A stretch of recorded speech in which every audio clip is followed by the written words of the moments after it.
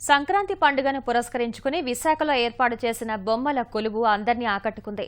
మన సంస్కృతి పండుగల విశిష్టతను కళ్లకు కడుతూ బిర్లా జంక్షన్ వద్ద ఉన్న మౌర్య ఛాంబర్స్ లో బొమ్మల కొలువు ఏర్పాటు చేశారు. కృష్ణుడు గోవర్ధన గిరిని ఎత్తే బొమ్మ, శ్రీనివాస కళ్యాణం, రావణ రాజ్యం, రాముడి పట్టాభిషేకం వంటి విశేషాలతో కూడిన బొమ్మలు ప్రత్యేక ఆకర్షణగా నిలిచాయి.